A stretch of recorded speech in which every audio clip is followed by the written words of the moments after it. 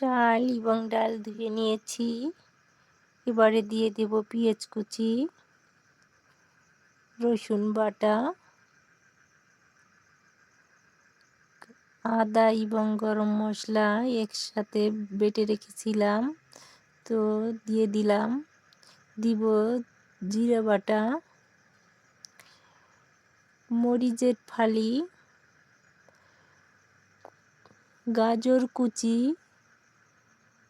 Tomato কুচি, স্বাদমতো লবণ,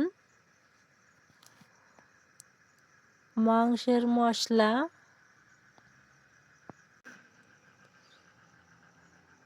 দিয়ে দেব সরিষার তেল,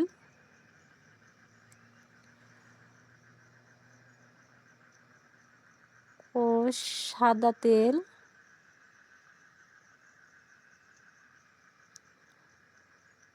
এবারে ভালো করে মেখে নিব।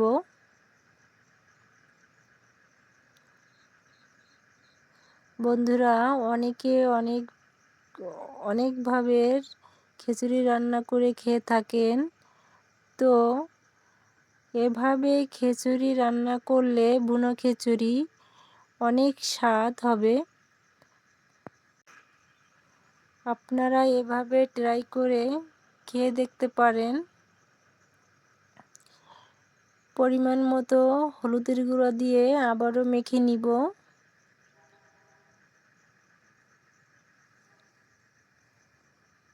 মাখা হয়ে গেছে, এবারে আমি পরিমাণ মতো পানি দিয়ে দিব।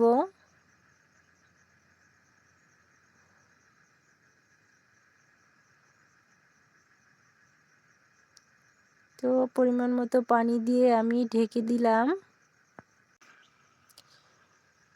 এবারে আমি রান্না শুরু করে দিলাম। তো রাইস কুকারে আমি খিচুড়িটা রান্না করব, তো সুইচ দিয়ে অন করে রেখে দিলাম।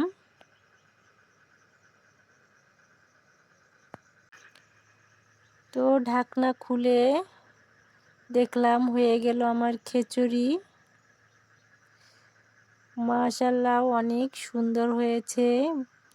এভাবে বুনো খিচুড়ি অনেক মজা, অনেক স্বাদ। আমার ভিডিওটা যদি ভালো লেগে থাকে তাহলে অবশ্যই সাবস্ক্রাইব করে আমার পাশে থাকবেন।